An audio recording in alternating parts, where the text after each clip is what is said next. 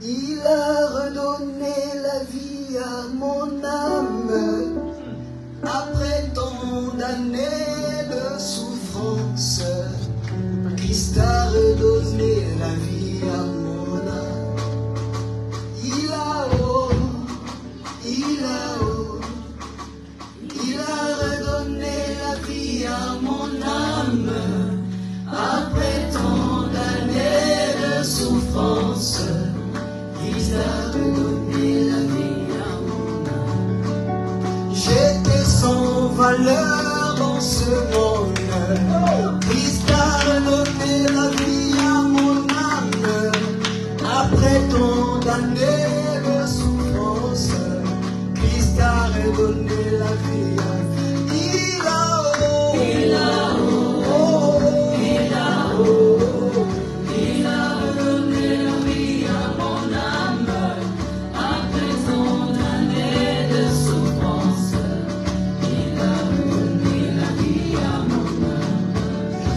D'aller à la croix, il m'a tant aimé, il m'a choisi au milieu de mes frères, il a fait de moi son messager. Jésus, je te suis reconnaissant. Il a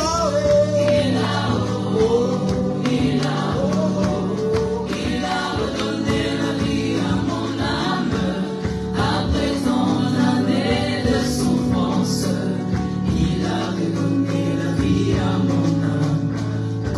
J'étais perdu, il m'a délivré, il m'a dit les choses anciennes sont passées, toutes choses en moi sont nouvelles. Jésus, je te suis reconnaissant. Il a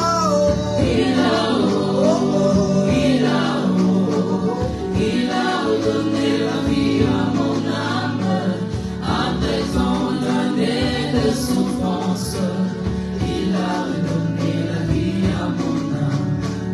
Je l'ai tant cherché, il m'a retrouvé, il m'a dit mon fils, ne t'inquiète pas, ta destinée est entre mes mains.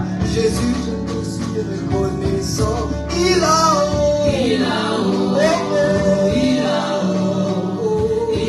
redonné la vie à mon âme, après tant d'années de souffrance. Il a redonné la vie à mon âme. Oh, il a redonné la vie à mon âme. Après tant d'années de douleur, il a redonné la vie à mon âme. Il a redonné la vie à mon âme. Après tant d'années de souffrance, il a redonné la vie à mon âme. Seigneur Jésus, nous te sommes infiniment reconnaissants ce matin. Ce matin, nous te sommes infiniment reconnaissants. Avant d'aller à la croix, tu nous as tant aimés. Tu ne nous aimes pas parce que nous t'aimons. Même lorsque tu nous aimes, tu ne le publies pas dans un journal. Tu ne le publies pas sur les réseaux sociaux. Ton amour pour nous est vrai, Seigneur. Ce matin, nous te sommes reconnaissants. Regarde comment nous nous sommes rassemblés ce matin. Chacun de nous détient un témoignage vivant de toi. Chacun de nous, tu l'as pris dans un coin de la terre et tu as fait de lui ton messager, ton enfant, ton fils, ta fille. Et ce matin, Père éternel, tous nos regards sont fixés vers toi. Nos cœurs sont disposés à pouvoir écouter ce que toi, tu vas me dire ce matin. Comment ne pas être reconnaissant devant le Dieu de la gloire. Seigneur, merci. Lorsque nous regardons en 5 ans, 10 ans, 15 ans en arrière, nous ne pouvons dire que merci Seigneur. Des fois, ça n'a pas été par notre force. Si tu n'étais pas là, quel aurait été le sort de notre vie? Père, merci pour ta grâce. Ainsi nous t'acclamons au nom de Jésus.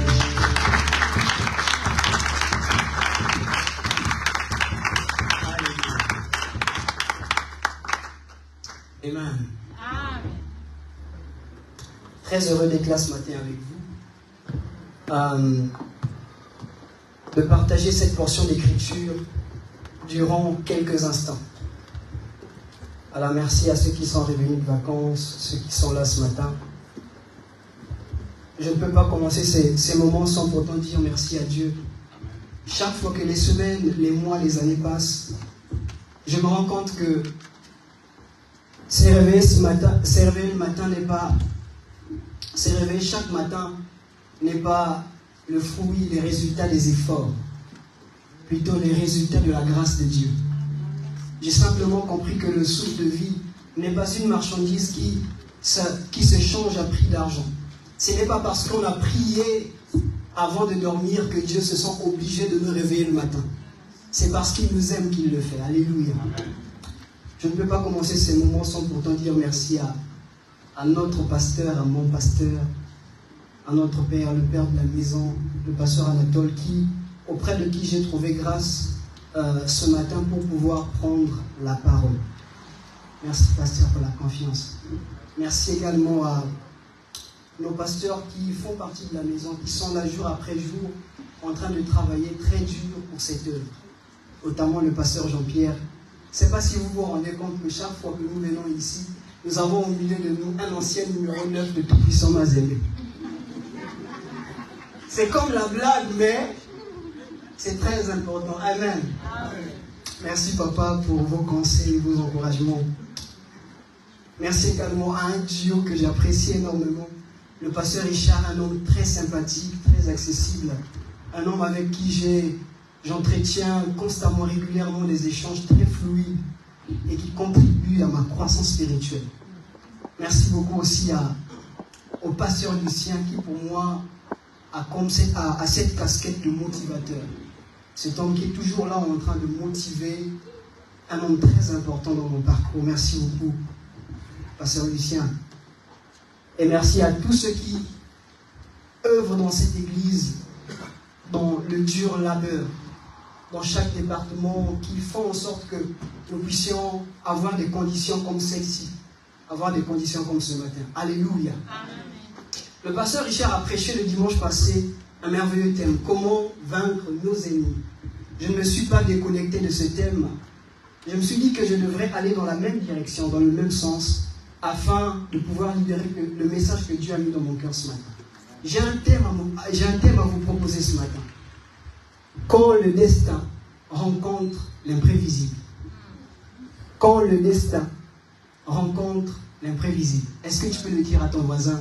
Quand le destin rencontre l'imprévisible. Alléluia. Rapidement, je vous prie de lire avec moi 1 Samuel. Nous pouvons nous lever dans la présence de Dieu. Nous allons lire 1 Samuel chapitre 17, mais réparti, divisé en 3 parties. Nous lirons du verset 4 au verset 9. Nous irons du verset 20 au verset 23. Ensuite, nous irons du verset 42 au verset 49 pour terminer. 1 Samuel chapitre 17 à partir du verset 4 au verset 9, qui est la première portion d'écriture. Je lis au nom de Jésus. Le verset 4. Un homme sortit alors du camp des Philistins et s'avança entre les deux armées. Il se nommait Goliath. Il était de Gath et il avait une taille de 6 coudées et un ampon. Sur sa tête était une casque d'airain et il portait une cuirasse à écailles du poids de 5000 cycles d'airain. Il avait aux jambes une armure d'airain et un javelot d'airain entre les épaules. Le bois de la lance était comme une soupe de tisserand et la lance pesait 600 cycles de fer. Celui-ci portait son bouclier, marchait devant lui. Le Philistin s'arrêta et s'adressant aux troupes d'Israël, rangées en bataille, il leur cria: pourquoi sortez-vous pour vous ranger en bataille? Ne suis-je pas le Philistin? Et n'êtes-vous pas des esclaves de Saoul? Choisissez un homme qui descende contre moi. S'il peut me battre et qu'il me tue, nous vous serons assujettis. Mais si je l'emporte sur lui et que je le tue, vous nous serez assujettis et vous nous servirez. Directement au verset 20 jusqu'au verset 23. David se leva du bon matin, il laissa les brebis à un gardien, prit sa charge et partit comme Isaïe le lui avait ordonné. Lorsqu'il arriva au camp, l'armée était en marche pour se ranger en bataille et poussait des cris de guerre. Isaïe et les Philistins se formèrent en bataille, armée contre armée. David remit les objets qu'il portait dans les mains du gardien des bagages et courut vers les rangs de l'armée. Aussitôt arrivé, il demandait à ses frères comment ils se portaient. Verset 23. Tandis qu'il parlait avec eux, voici un de Gath, nommé Goliath, s'avança entre les deux armées, hors des rangs des Philistins. Il était les mêmes discours que précédemment, et David les entendit. Verset 49, donc la dernière portion d'écriture. Verset 45, jusqu'au verset 49. David dit aux Philistins, tu marches contre moi avec l'épée, la lance et le javelot. Et moi, je marche contre toi au nom de l'Éternel des armées, du Dieu de l'armée d'Israël, que tu as insulté. Aujourd'hui, l'Éternel te livrera entre mes mains. Je t'abattrai et je te couperai la tête aujourd'hui.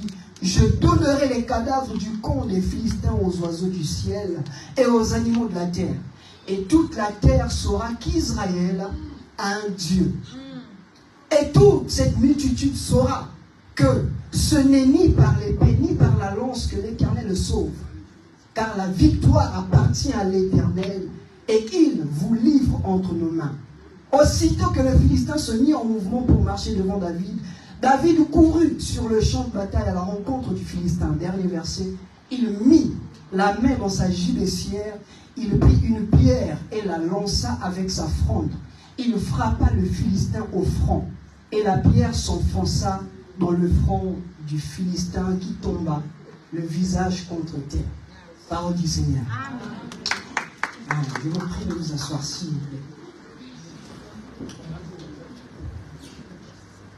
Quand le destin rencontre l'imprévisible, il est très important de rappeler au départ que chacun de nous est détenteur d'un destin. Chacun de nous possède une destinée. À partir du moment où un enfant est né, sa prochaine étape, c'est la mort. Lorsque nous sommes nés, Dieu nous plonge dans un processus qu'on appelle destin. Un destin, un parcours que lui-même a fabriqué, un parcours que nous subissons aussi longtemps que nous sommes connectés à ses directives. Alléluia. Le message de ce matin va porter sur 3 personnages importants de la Bible. David, Saoul et Goliath. David, ce jeune homme que Dieu a suscité dans une génération corrompue afin de révéler sa gloire. Saoul, notamment le premier roi de l'histoire d'Israël. Le premier roi que lorsque l'époque des juges a terminé et lorsque Dieu a voulu fonctionner avec les rois pour pouvoir exécuter son plan, Dieu a soutiré un homme au nom de Saoul afin de fonctionner avec lui. Il est très important de rappeler que à l'époque des rois, Dieu fonctionnait avec les rois. Dieu fonctionnait avec l'autorité du pays. Aucune décision de Dieu ne devrait être prise sans passer par les rois et les prophètes. Et à cette époque, Dieu suscite un homme appelé Saoul, le premier roi de l'histoire d'Israël. Le dernier personnage de ce message s'appelle Goliath. Un homme de taille, un homme de guerre, un homme géant. Un homme qui, lorsque la Bible décrit son apparence, son corps physique, ça fait peur. Lorsqu'on le regarde, on a peur parce que c'est un homme de guerre. Même Saoul, dans son discours, lorsqu'il partait, avant d'envoyer ses troupes sur le champ, sur la ligne de bataille, il a dit: cet homme est un homme de guerre dès son enfance. Cet homme avait une taille de près de 3 mètres.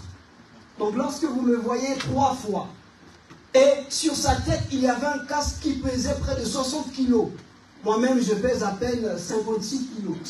Et vous prenez mon kilo, vous mettez sur la tête de quelqu'un et qui constitue un casque. Et la question qu'on doit se poser, comment peut-on combattre contre une telle créature? Pour rappel, Goliath est issu d'un peuple qui est le résultat de la fusion entre les hommes et les fils de Dieu. Lorsque les fils de Dieu, les hommes sont descendus sur la terre, ils ont été séduits par la beauté des femmes, par la beauté des créatures de la terre. Ils se sont contactés, ils se sont mis ensemble et ont donné naissance à une catégorie de personnes, des géants. Une catégorie des hommes, lorsque vous les regardez, vous avez peur. Voilà pourquoi la femme est un mystère.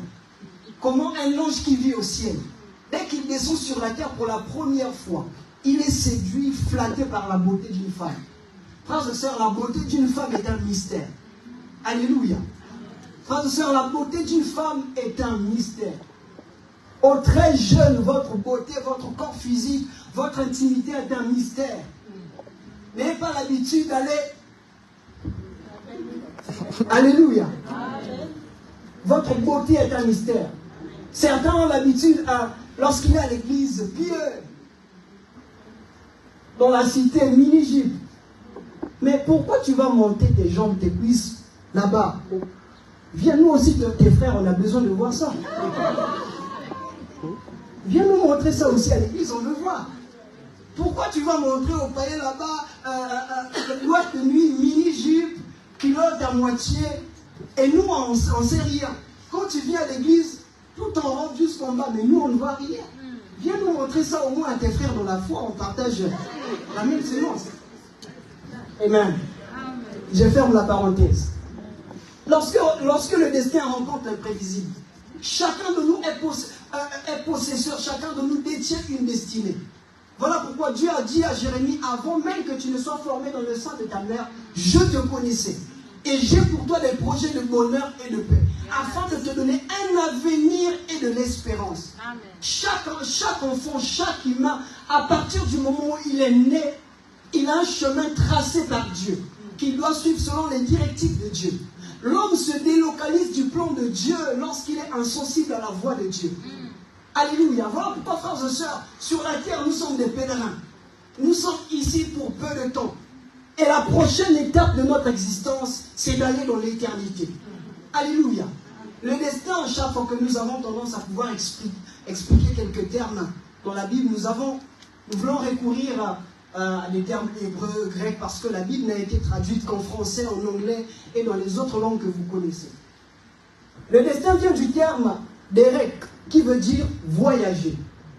Pratiquer, voyager, cheminer, pratiquer un chemin, ou encore suivre les traces d'eux. Le destin est un voyage. Frères et sœurs, la vie sur la terre est un voyage. La vie avec Dieu est un voyage. Je ne connais pas certainement ma destination, mais je sais que si Dieu est avec moi, le voyage est meilleur. Le terme destin signifie voyager, cheminer, pratiquer un chemin. Le destin est un voyage qui nous amène quelque part. Un voyage qui nous amène vers une destination.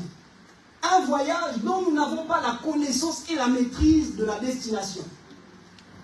On arrive à destination lorsqu'on sait qui conduit. Frères et sœurs, pour arriver à destination dans votre destinée, vous avez besoin de connaître qui conduit. Voilà pourquoi, si vous voulez arriver à destination, connaissez qui tient le volant. Si Dieu est le conducteur de votre destinée, la destination vous est garantie. Le destin est un voyage qui nous amène quelque part. Un voyage qui nous amène vers un endroit précis. C'est un voyage que nous effectuons dès le jour où nous sommes nés. Mais un voyage durant lequel nous n'avons pas la connaissance de la destination. Un voyage durant lequel nous n'avons pas la maîtrise de la destination. Un voyage où nous ne savons pas où nous sommes en train de partir. Toute notre confiance est basée sur celui qui nous conduit. Parce que celui qui nous conduit vient de là où nous sommes en train de partir. Là où nous sommes en train de partir, il était déjà là-bas. Il revient de là-bas. Il est le seul à pouvoir nous donner des détails sur notre avenir. Frères et sœurs, votre avenir est un passé de Dieu. Dieu était déjà là-bas. Dieu a vu tous les épisodes de votre avenir. Et il est le seul qui peut vous dire que lorsque vous allez marcher, en pleine route, vous allez rencontrer des érosions. Si quelqu'un a vu le film jusqu'à la fin, et s'il te dit que l'acteur ne mourra pas, crois-le. Parce qu'il a déjà vu le film. Amen. Si quelqu'un a vu le match jusqu'à la fin, S'il te dit que non, c'est pas Barça qui va gagner, c'est clairement foot qui va gagner. Même à la 90e minute, je connais les résultats. Mon résultat est que Dieu a pour moi des projets de bonheur et de paix, afin de me rassurer un avenir et de l'espérance. Donc même lorsque les épreuves arrivent, je sais le résultat final. Le résultat final est que je finirai par la paix, le bonheur et l'espérance. Alléluia.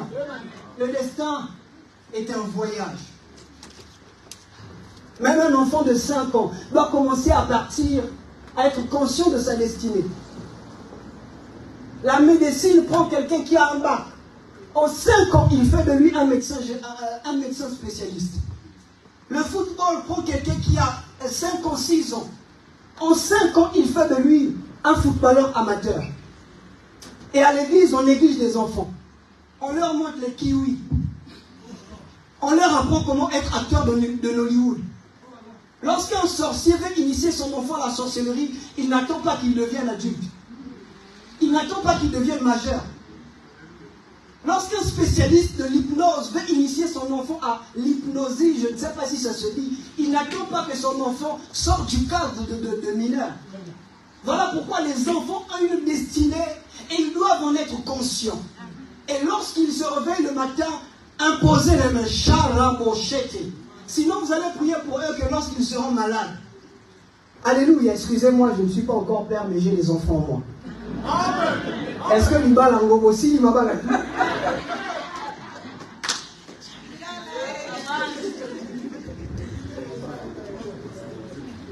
Le destin est une route, frères et sœurs, qui nous amène vers quelque part.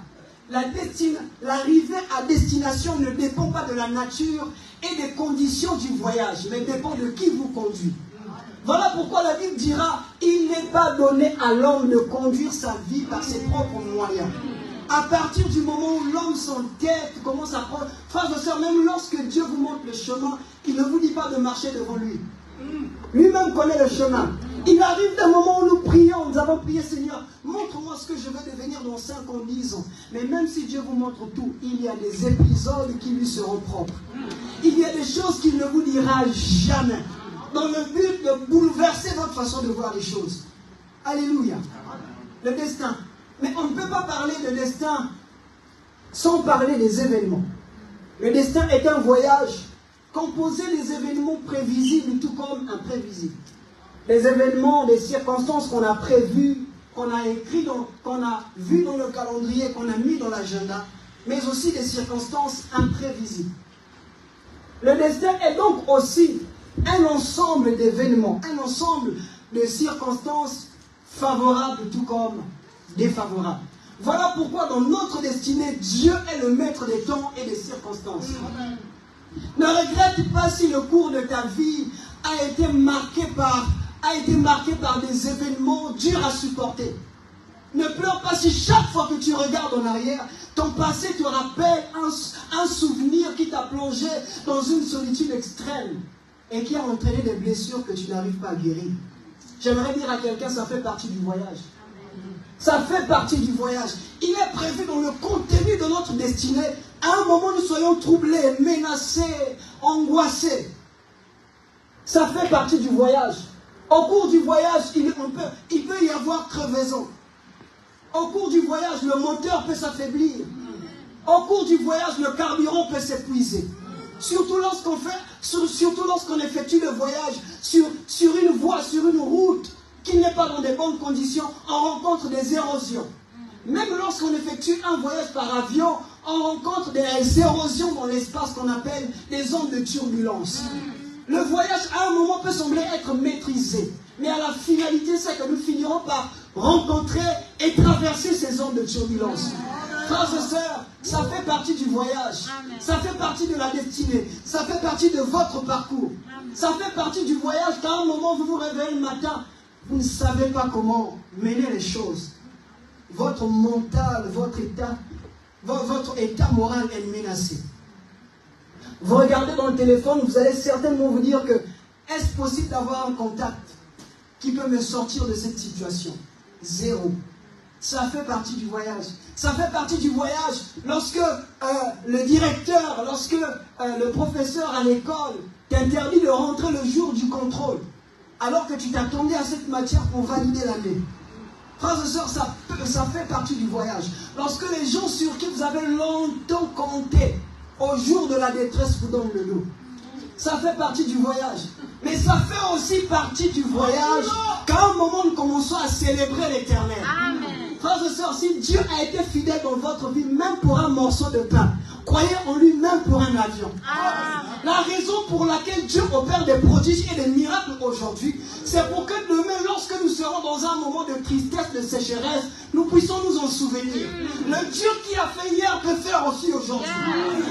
Alléluia. Le Dieu qui a opéré hier n'a pas épuisé ses capacités d'agissement. Même jusqu'aujourd'hui, sa gibecière, son tiroir est encore plein. Il peut faire des choses qui nous surprennent. Ça fait partie du voyage. Le Dieu qui a fait hier peut aussi faire aujourd'hui. Le Dieu qui a opéré hier peut aussi opérer aujourd'hui. J'aimerais dire, voilà pourquoi Dieu est le commencement et la fin. J'aimerais dire à quelqu'un, il arrive des moments où Dieu permet que tu arrives à la fin. La fin de ton salaire, la fin du préavis, la fin de tes économies, la fin du délai fixé par l'administration. Parce qu'il sait qu'il est lui-même le commencement et la fin. Il n'a pas de commencement et de fin. Lui-même est le commencement et la fin. Même lorsque le commencement a commencé, il lui a trouvé déjà existant. Dieu est le commencement et la fin. Voilà pourquoi la Bible dit la fin d'une chose vaut mieux que son commencement.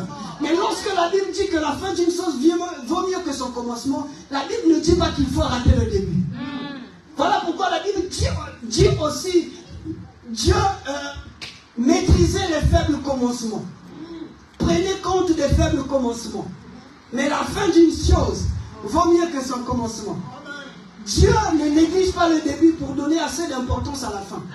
Tout comme Dieu ne néglige pas la fin pour donner assez d'importance au début. Au début, il est Dieu. Au milieu, il est Dieu. Et à la fin, il est Dieu. Au début, il est Alpha. Au milieu, il est Emmanuel. À la fin, il est Oméga.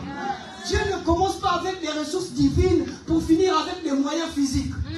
Il ne commence pas avec des moyens humains pour finir avec des ressources célestes. Ses débuts sont les débuts d'un Dieu. Ses fins sont les fins d'un Dieu. Dieu est en fonctionnement, en activité, à chaque partie du temps. Il agit toujours. Même si la promesse tarde, elle s'accomplira certainement. Alors dis avec moi, même si la promesse tarde. Je vais dire quelque chose. Même si la promesse tarde, attends-la.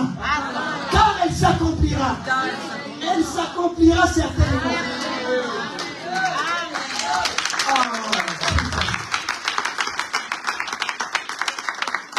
Même si la promesse tarde,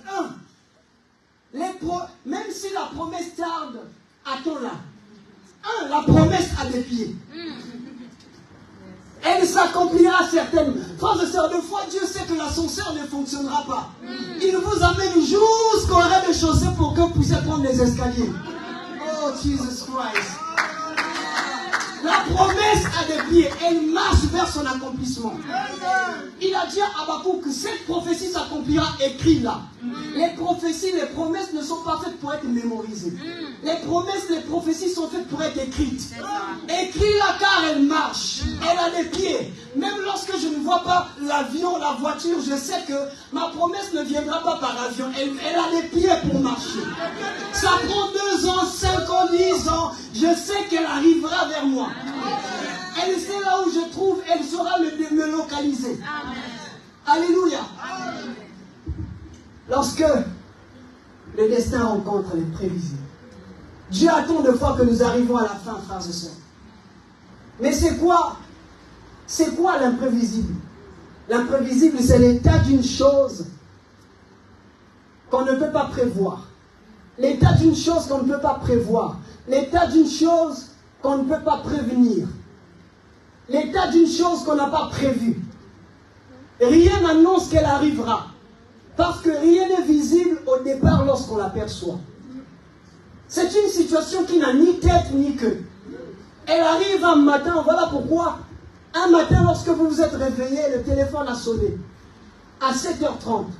Et que votre interlocuteur vous a dit que si vous ne venez pas au rendez-vous de 9 heures juste, ce contrat ne vous sera jamais donné. Imprévisible. Le contrat de votre vie. Ce genre de contrats sont des contrats de vie. Où on t'appelle un matin, tu n'as même pas prévu un dossier que tu as laissé il y a 5 ans, 4 ans passés. Oh non, on a retrouvé votre CV dans notre base de données.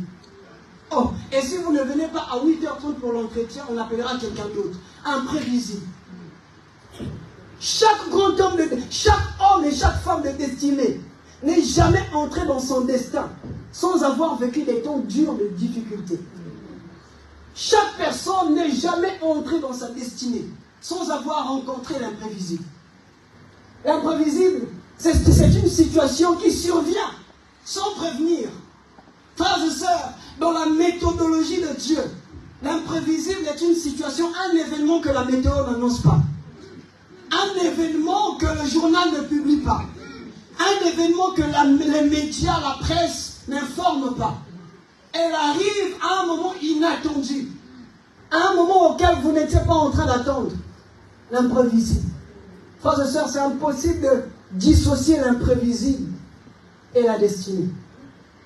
Donc tout ce que Dieu fera dans votre vie, il y aura aussi des choses que vous n'avez pas calculées. Il y aura aussi des choses que vous n'avez pas planifiées. Il y aura aussi des choses que vous n'avez pas prévues. Frères et sœurs, Dieu peut permettre que de tout ce que vous avez écrit dans votre agenda au début de l'année, que rien ne se réalise. Et juste au moment où vous êtes en train de dire que je suis en train de perdre mon année, Dieu suscite un événement imprévisible. Dieu suscite un appel de quelqu'un qui ne fait pas partie de tes contacts. Alléluia. L'imprévisible. Est-ce que quelqu'un peut dire avec moi l'imprévisible? Frères et sœurs, dans la destinée, il y a l'imprévu. Notre destinée est attachée aux choses imprévisibles. Aux choses de foi dont nous n'avons pas la connaissance. D'autres personnes, un matin, s'est réveillée, sa vie, le cours de sa vie a été marqué par la perte de notre chair. Et que désormais, il doit s'habituer à pouvoir se réveiller le matin et mener et avoir un style de vie différent à celui d'avant. Commencer à avoir l'habitude de vivre sans voir cette personne qui a toujours été là chaque matin. Des fois, cette personne qui était notre alarme, lorsque le téléphone était déchargé, c'est lui qui venait nous réveiller. C'est l'heure du travail. D'autres personnes, l'imprévisible, le cours de leur vie a été marqué par un accident.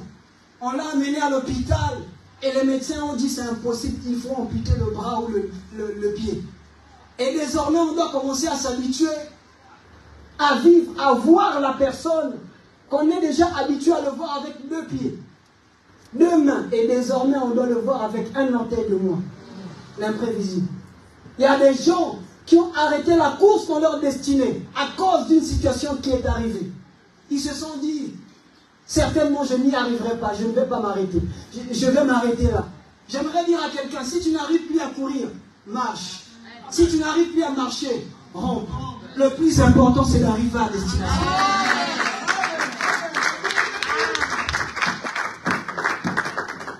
Si tu n'as plus aucune ressource, crois en l'éternel. Les jeunes gens se fatiguent. Ceux qui se confient en l'éternel renouvellent leur force.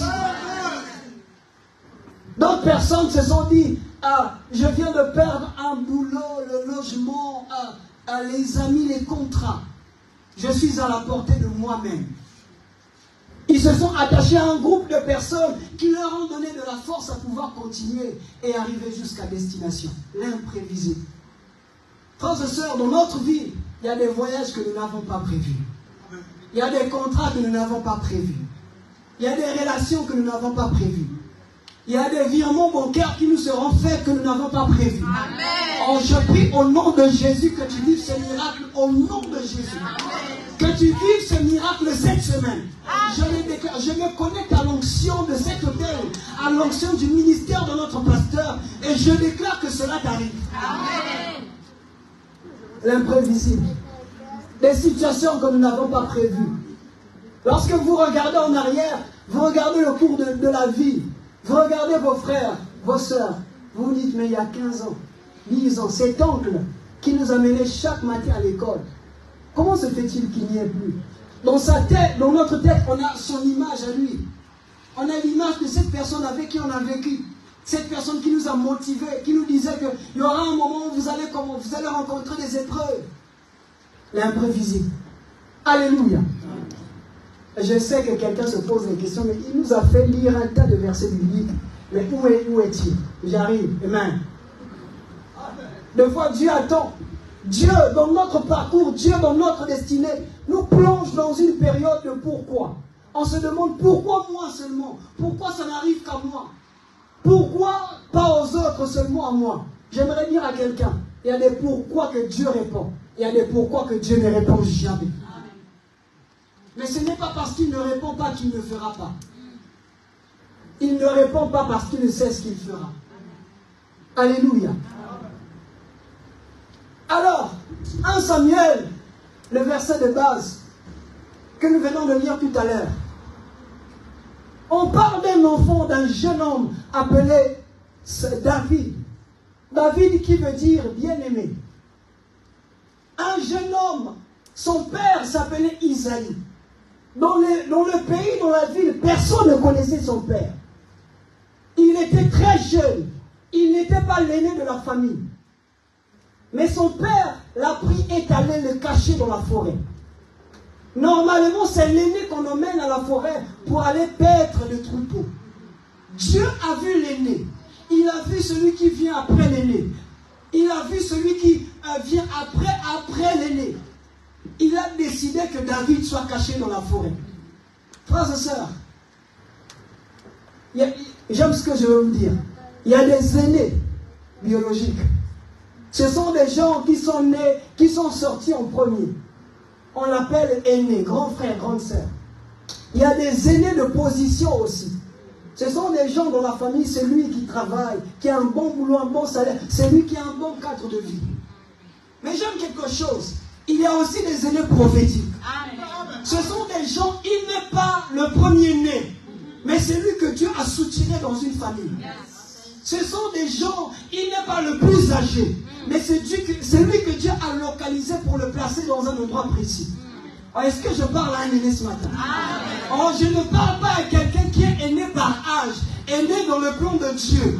Est-ce qu'il y a un aîné qui fait partie du plan de Dieu ce matin? Alléluia. Dieu a vu l'aîné, il a laissé. Mais le père de David, on peut appeler ça de la souffrance, de la maltraitance. On prend un jeune homme pour aller vivre dans la forêt. Mais les plus âgés, on les laisse à la maison. L'aîné, l'imprévisible, frères et sœurs. La stratégie de Dieu. Et lorsqu'on l'amène à la forêt, Dieu provoque un événement. À cette époque, il y a eu un affrontement national. Un affrontement national entre l'armée des Philistins et l'armée du Dieu d'Israël.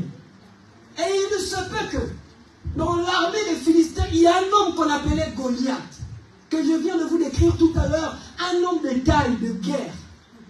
Cet homme venait pour lancer un défi à Israël. Il disait, choisissez parmi vous un homme. Je ne demande pas une armée, je ne demande pas une équipe, je demande simplement un homme qui viendra combattre avec moi. S'il me bat, nous serons vos esclaves.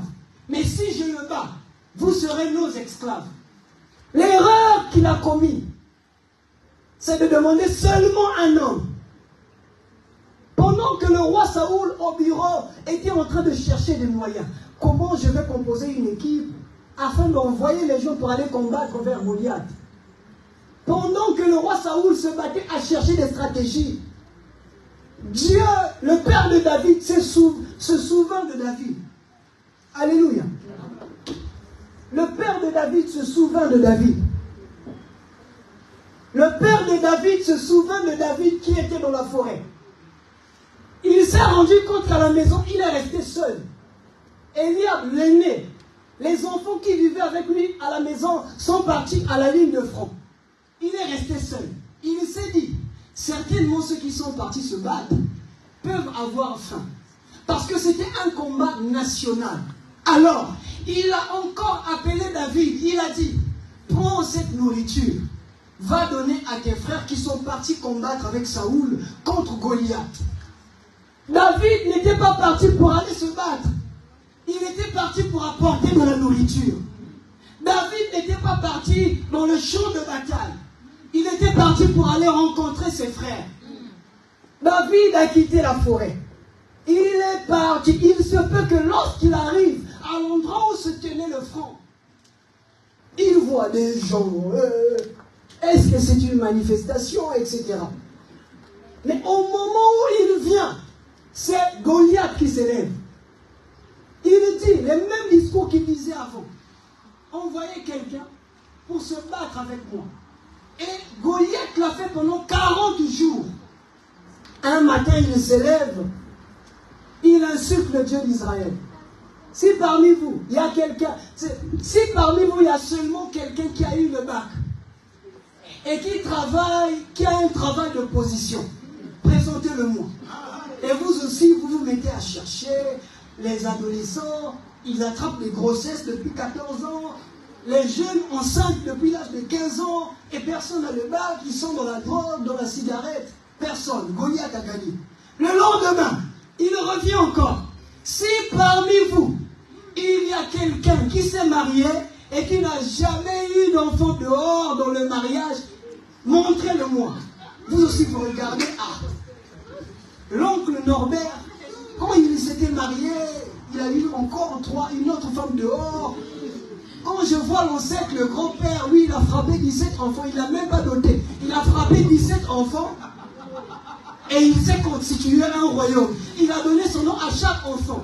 Et il s'est dit qu'il était roi de l'époque. Vous revenez comme ça, c'est la honte. Personne. David dit encore, si parmi vous, Goliath dit encore, montrez-moi seulement une jeune fille qui s'est mariée dans la chasteté. Vous regardez, il s'est marié, celui-là est parti à la maison, on n'a même pas vu son mari, on ne connaît pas le visage de son mari, il est entré, elle était déjà enceinte. On regarde là et tout. On vient, Goliath a gagné. L'erreur qu'ils ont commis, c'est seulement de demander un homme. Pendant que Saoul cherchait une armée, Dieu a suscité un homme. Je prie que ce matin, Dieu suscite quelqu'un. Dieu suscite quelqu'un dans une génération. Que Dieu suscite quelqu'un dans une famille. Que Dieu suscite quelqu'un dans une ville. Que Dieu suscite quelqu'un dans un pays et dans un continent. Dieu a seulement localisé un homme. Pendant que Saoul cherchait une équipe, une armée. Car selon la loi de la représentation, il fallait que celui qui représente son pays, s'il gagne, c'est son équipe qui gagne. S'il gagne, c'est son armée qui gagne. S'il gagne, c'est son pays qui gagne. Alors, lorsque David est arrivé, il a vu les gens en train de se battre.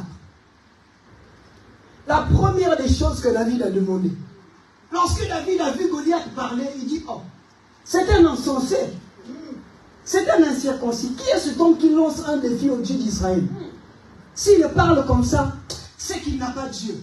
Parce que David sait que ce qui permet d'identifier quelqu'un qui a Dieu, c'est la circoncision. Si cet homme insulte Dieu, c'est que c'est un incirconcis. Pendant que tout le monde l'appelait géant, lui l'appelait incirconcis. David arrive. La toute première des choses qu'il demande, qu'est-ce qu'on donnera à celui qui tuera cet homme? Dis avec moi la récompense. Ne vous lancez pas dans des combats dans lesquels vous ne connaissez pas la récompense qui a été prévue. Plusieurs personnes sont entrées dans le combat sans savoir la récompense qui a été prévue. Certaines personnes se sont retrouvées dans les combats sans savoir la raison pour laquelle elles étaient dans les combats. Frères et sœurs, vous ne pouvez pas sortir vainqueur dans une bataille dans laquelle vous ne connaissez pas le prix à remporter. Vous ne pouvez pas être vainqueur dans une bataille dans laquelle vous ne connaissez pas le prix qui a été prévu. Lorsque David arrive, la toute première des choses qu'il demande, qu'est-ce qu'on donnera à celui qui combattra cet homme? Une opportunité est pour vous une opportunité parce que vous savez ce qu'elle vous rapportera à la fin. Mais elle peut aussi être un cauchemar lorsque vous ne connaissez pas le gain qui vous a été réservé.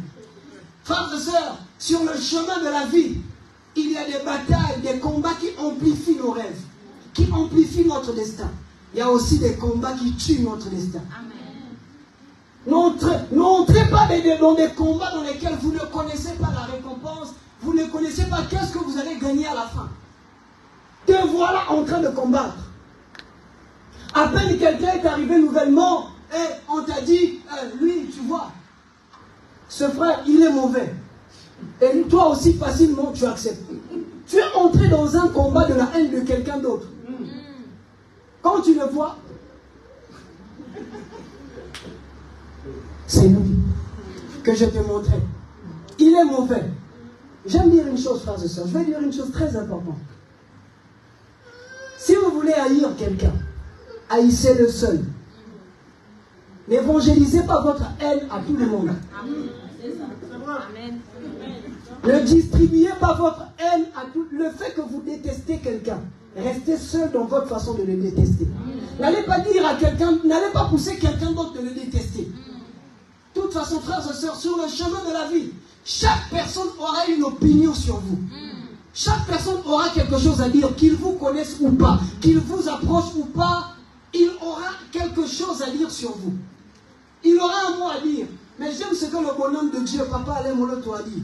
La vie de Dieu vaut mieux que la vie des hommes. Amen. Je ne parle pas de la vie comme notre vie. L'opinion de Dieu est plus importante que l'opinion des hommes. La récompense. Lorsqu'il arrive, qu'est-ce qu'on donnera à celui qui tuera cet homme? On lui donnera la fille du roi. La fille du roi. La première des choses, alors que je suis en train de terminer ce message, que je veux partager avec vous. Lorsque le destin rencontre l'imprévisible. 1. Vous saurez identifier une opportunité derrière un défi. Vous saurez identifier une opportunité derrière un défi. Pendant que tout le monde l'appelait géant, David voyait en Goliath une opportunité pour démontrer, pour confirmer l'autorité du Dieu d'Israël. Pendant que tout le monde l'appelait géant, homme de guerre, David voyait en Goliath une opportunité pour révéler qu'on n'est pas fort parce qu'on a encore une apparence qui fait peur. On est fort parce qu'on a Dieu. Amen.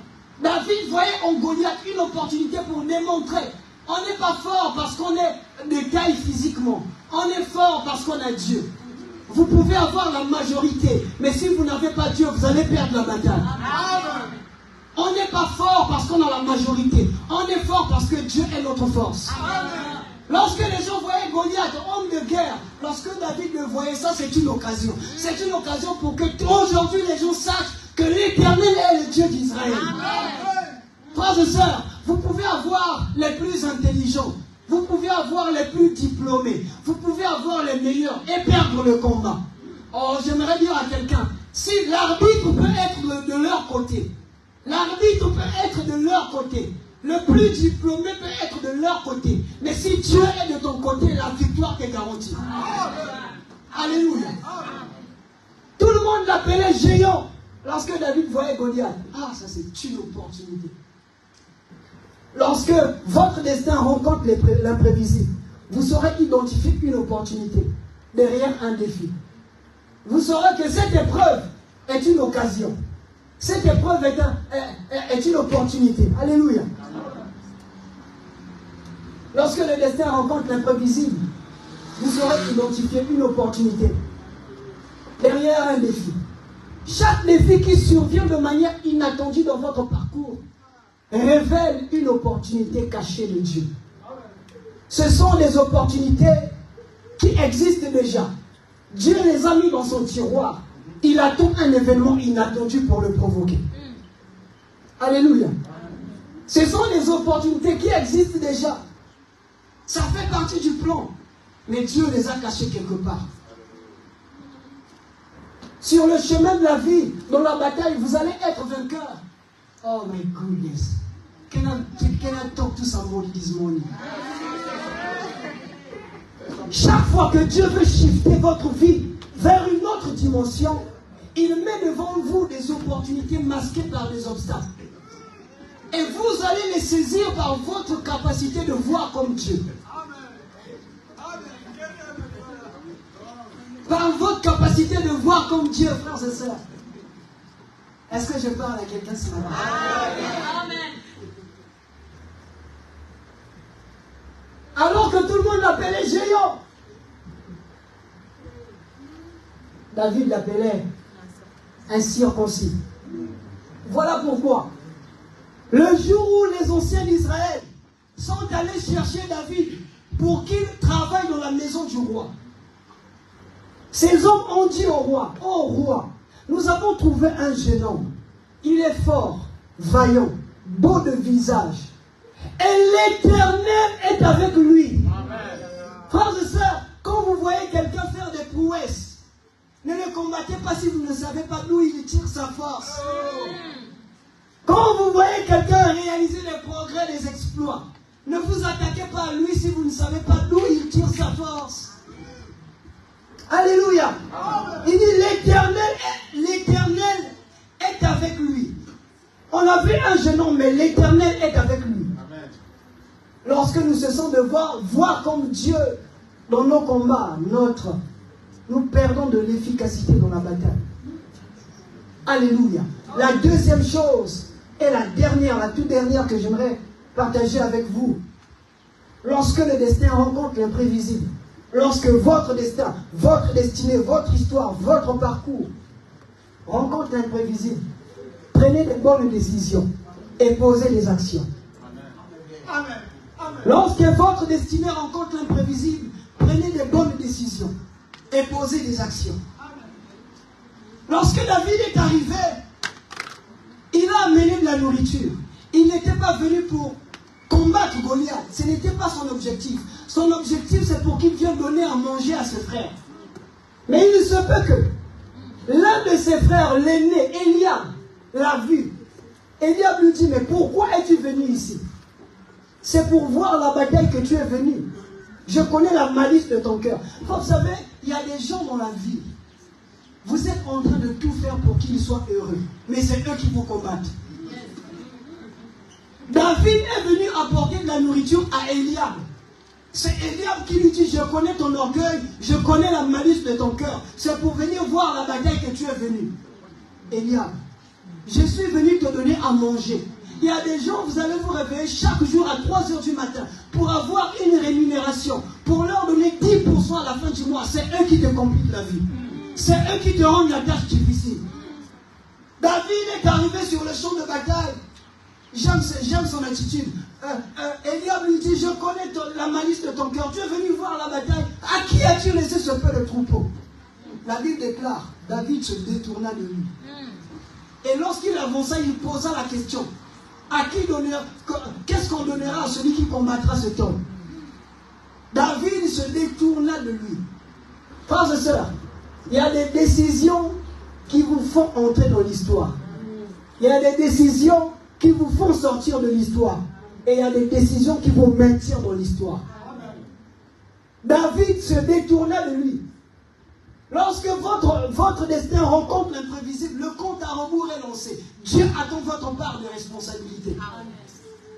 Lorsque votre destinée rencontre l'imprévisible, si vous refusez de prendre des bonnes décisions et de poser des actions, vous hypothéquez votre propre avenir. Dieu vous regarde, il n'a encore rien compris.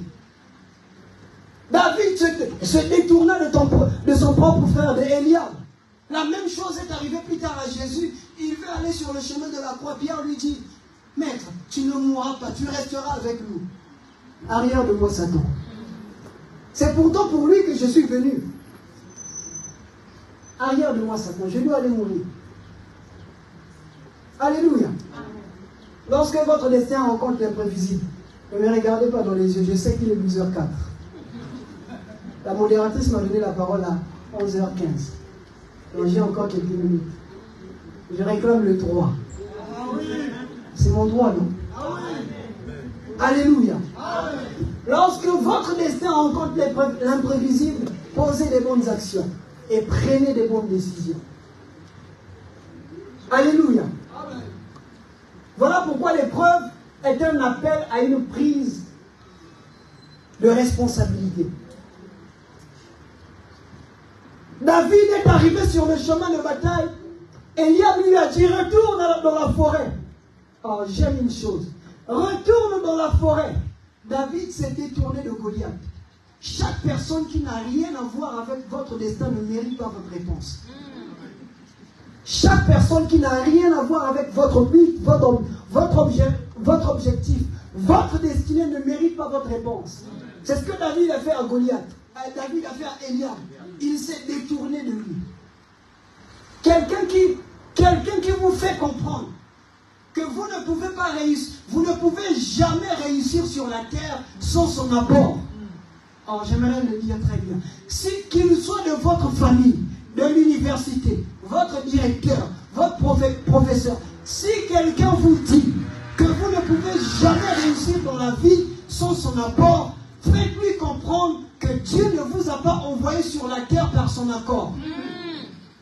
Si quelqu'un vous dit que vous ne pouvez jamais réussir dans la vie sans son apport, faites-lui comprendre que Dieu ne vous a jamais envoyé sur la terre par son accord. Dieu est le maître de notre destinée. Et quelqu'un qui veut nous pousser à côté de notre destinée ne mérite pas notre attention, ne mérite pas notre réponse. Alléluia. Je finis ce message. Je vais parler de David a coupé la tête de Goliath. Quelqu'un peut dire avec moi la tête physique? La tête spirituelle. Ok. Frère Trône, tu nous as parlé de deux choses, etc. C'est quoi? Je ne suis ni David, ni Saoul, ni Goliath. Quelle est ma part dans cette histoire? Qu'est-ce qui s'est passé? Un jour, lorsque le serpent avait péché la femme dans le jardin, Dieu a donné une promesse. Il a dit, je mettrai inimitié entre ta sémence et la sémence de la femme. Je mettrai inimitié entre toi et la femme. Dieu s'adresse au serpent. Dans Genèse 3, chapitre 15. Je mettrai inimitié entre toi et la femme. C'est-à-dire, je mettrai un défi entre toi et la femme. La sémence de la femme t'écrasera la tête et toi tu le mordras au talon. Il n'y a pas de sémence dans la femme. La sémence vient de l'homme. Alléluia. Cette promesse annonçait que Dieu n'allait pas traiter avec le masculin pour sauver l'humanité. Dieu allait prendre la même femme qui a perdu dans le jardin et faire d'elle l'instrument le canal par lequel devrait venir le sauveur de l'humanité. Voilà pourquoi au cours du temps, des années, des siècles sont passés. Cette sémence de la femme a commencé à se manifester comme des images. Et parmi les images fortes de cette sémence, il y a David. Il y a David. Et pour que la sémence de la femme puisse écraser la tête du serpent, Dieu devrait veiller sur la lignée. Il faut que celui qui écrasera la tête définitive à la croix vienne d'une lignée de celui qui a déjà écrasé la tête physique. Il faut que celui qui écrasera la tête définitive à la croix vienne d'une lignée de quelqu'un qui a déjà écrasé la tête physique. Ainsi, lorsque David a tué Goliath, il n'est pas allé chercher sa jambe, il n'est pas allé chercher son bras, il est allé couper sa tête afin d'accomplir la promesse que Dieu a donnée dans Genèse 3, chapitre 15. Alléluia. Lorsque David a tué Goliath, il est allé identifier la tête. Parce que je suis venu ici pour écraser la tête. Oh, voilà pourquoi, plusieurs années plus tard, David a écrasé la tête physique de Goliath pour que celui qui viendra écrase la tête spirituelle à la fois. Plusieurs années, un enfant est né au nom de Jésus. David était de Bethléem. Jésus est né à Bethléem. David, son nom veut dire bien-aimé. Jésus, lorsqu'il est venu sur la terre, à 30 ans, lorsqu'il a voulu commencer son ministère, il est allé dans les eaux de baptême. L'Esprit de Dieu est descendu sur sa tête et une voix se fit entendre dans le ciel. Celui-ci est mon fils bien-aimé, en qui j'ai mis toute mon affection. David, personne ne connaissait son père. Jésus, personne ne connaissait son Père parce que sa grossesse était une stratégie divine. Un matin, l'ange est apparu à Marie, tu deviendras enceinte. J'aimerais dire à quelqu'un, la grâce brise le protocole. La grâce brise le protocole. La grâce contourne les stratégies des hommes. Comment je tomberai enceinte? Parce que je suis Dieu. Sinon, pourquoi il est Dieu s'il ne fait pas des choses extraordinaires? Pourquoi il est Dieu s'il ne fait pas des choses qui dépassent notre intelligence?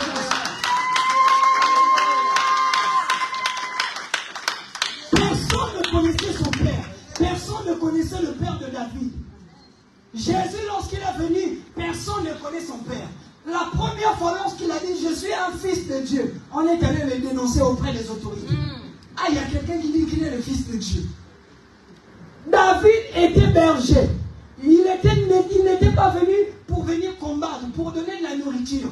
Jésus, lorsqu'il est venu sur la terre, au cours de son ministère, lorsqu'il rencontrait 5000 personnes avaient faim, il disait « Moi, je suis le pain de vie. Celui qui mangera ma chair aura la vie. » Lorsqu'il rencontrait des gens qui avaient faim, il multipliait 5 pains, 5 poissons pour que personne ne manque à manger. David est allé couper la tête de Goliath. Jésus est allé à la croix. Oh, je sais, j'aime ce que je vais vous dire.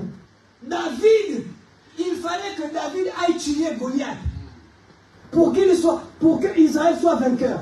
Mais il fallait que Jésus aille mourir. On dit, oh, mais Jésus c'est Goliath. Parce que c'est lui qui est mort. Goliath, c'est lui qui est mort sur les fronts, sur le champ de bataille. David a tué Goliath. Mais Jésus, lorsqu'il est venu, même destiné avec David, il est venu de la lignée de celui qui a coupé la tête physique. Mais la stratégie d'accomplir la promesse est différente. J'aimerais dire à quelqu'un, ta promesse sera accomplie de manière différente. Oh my goodness. Si pour l'autre, on est venu lui, on l'a appelé au téléphone, pour toi tu attends jusque-là, le téléphone ne sonne pas. Vérifie ta boîte aux lettres. Oh. J'aimerais dire à quelqu'un, pour toi ça ne viendra pas comme pour les autres. Amen. Dieu n'est pas esclave d'une méthode. Dieu a des méthodes qui lui sont propres. À lui-même. Alléluia. Amen. Dieu est un Dieu multifonctionnel. Il sait comment il fera les choses. David a combattu, a tué. Mais Jésus a dit, moi, pour remporter mon combat, la stratégie est que je dois mourir.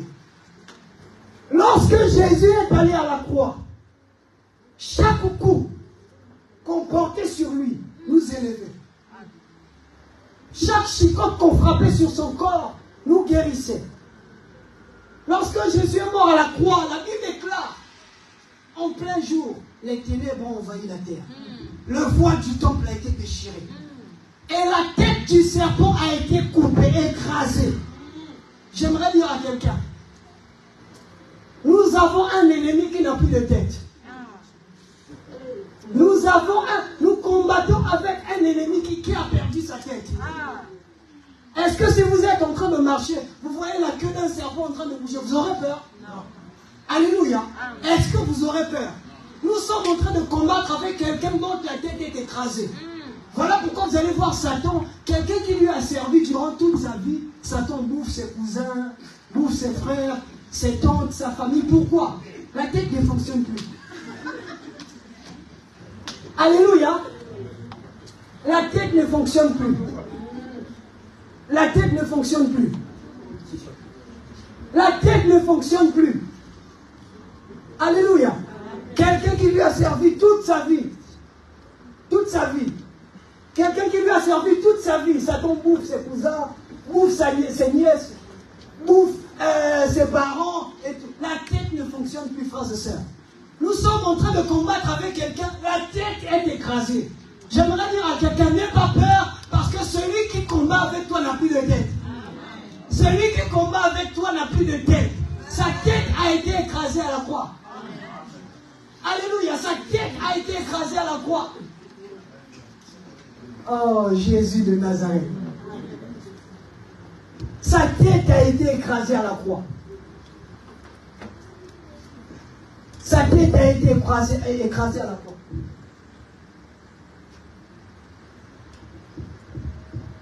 Sa tête a été écrasée à la croix, frères et sœurs. Merci mon petit Chic.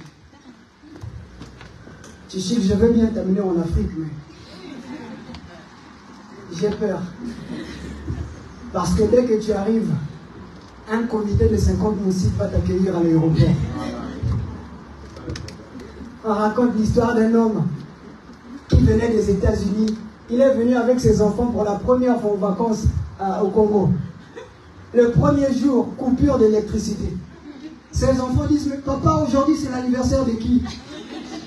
Ici l'anniversaire c'est tous les jours.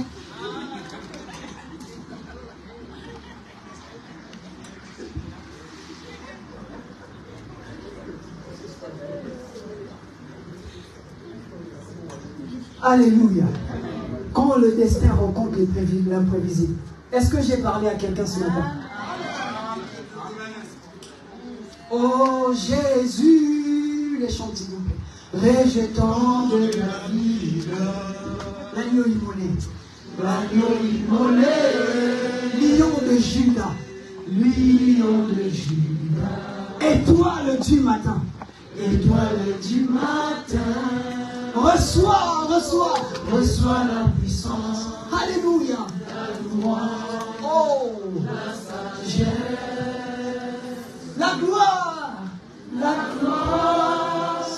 l'honneur et la gloire. Oh Seigneur. Oh, chante ça comme un vainqueur. Chante ça comme un vainqueur. Oh, oh, oh, oh, oh. Merci, merci Seigneur. Merci Seigneur. Oh, oh, oh, oh, oh. Alléluia. Alléluia.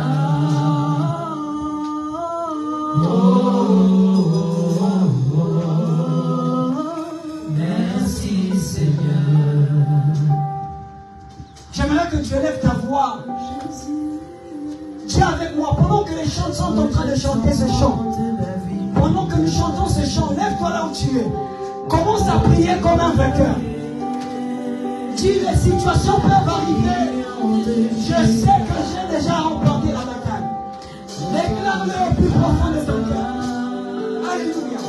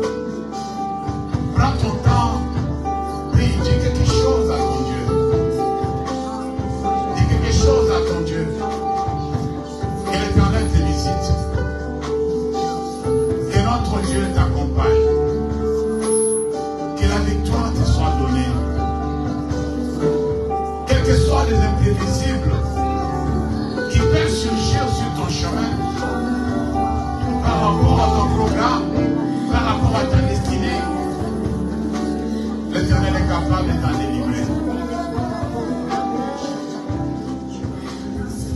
J'aimerais que tu sois sincère avec ton Dieu. J'aimerais que tu touches un peu le pan de la robe de Jésus ce matin. Sois déterminé dans ce que tu lui dis. Dis-lui, Seigneur, viens à mon secours. Seigneur, amène-moi là où tu veux que j'arrive. Que rien ne puisse m'empêcher d'arriver dans ma destinée. Quelles que soient les difficultés, quels que soient les combats, quel que soit le comportement, quels que soient les défauts que les enfants d'Israël ont fait, mais Dieu les a amenés jusqu'à Canaan. Que l'Éternel t'amène dans ta destinée. Prie, bien-aimé dans le Seigneur. Prie, prie, prie, dis quelque chose à Dieu. Je ne connais pas ce que tu es en train de vivre. Il est hors de question que tu passes sans me toucher. Il est hors de question que ça finisse comme ça. Car je n'ai jamais vu un homme te chercher sans te trouver. Car je n'ai jamais vu un homme te chercher sans te voir. Il est hors de question que tu passes sans me toucher. Il est hors de question que ça finisse comme ça. Car je n'ai jamais vu un homme te chercher sans te trouver. Car je n'ai jamais vu un homme te chercher sans te voir. Yélé baba, yélé baba, yélé baba. Bien-aimé, le Seigneur est là pour te toucher. L'histoire ne finira pas comme ça. Cette maladie-là ne t'amènera pas à la mort. Cette souffrance-là ne te mettra pas la tête sur la terre. Tu sortiras vainqueur dans toute situation. Dis Seigneur, ça ne finira pas comme ça. Je ne t'ai pas destiné à ça. Dis Seigneur, ça ne finira pas comme ça. Il est hors de question, bien-aimé. Il est hors de question que ça finisse comme ça. Ça ne finira jamais comme ça. Quand je n'ai jamais vu un homme te chercher sans te trouver. Quand je n'ai jamais vu un homme te chercher sans te trouver. Yeah, papa, yeah, papa, Dis quelque chose à Dieu, bien-aimé. il est hors de question que tu passes sans me toucher. Il est hors de question que ça finisse comme ça. Car je n'ai jamais vu un homme te chercher sans te trouver.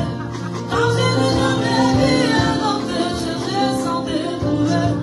Eh baba, eh baba, eh baba, eh baba, eh baba. Eh baba, eh baba, eh baba, eh baba, eh baba, eh baba. Oh papa, eh là, il va me toucher, oh. Mon ami est là, il va le faire, oh.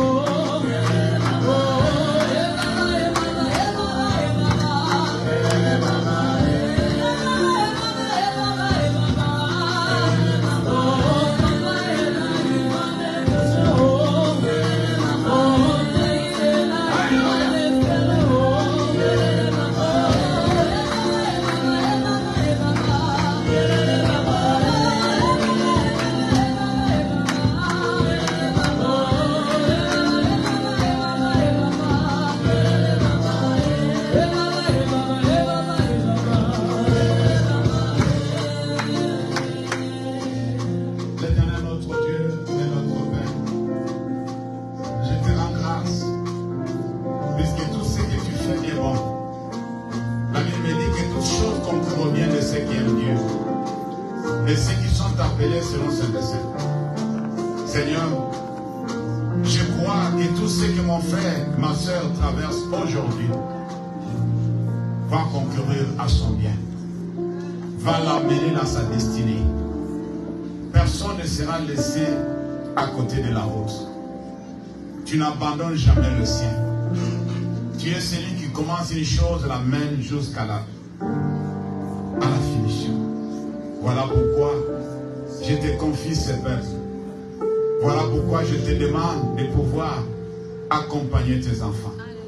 Je prie, Seigneur, écoute mes cris, écoute les cris de tes enfants et sois attentif à nos prières.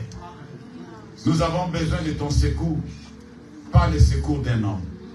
Nous avons besoin du secours qui vient de l'Éternel. C'est lui qui a créé les cieux et la terre. Père éternel, je bénis encore ton nom pour ce message.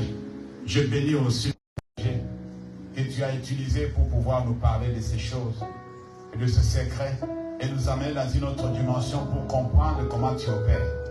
Seigneur, par ce message, tu as touché le cœur d'une personne et tu as amené une personne à comprendre les choses comme tu le comprends.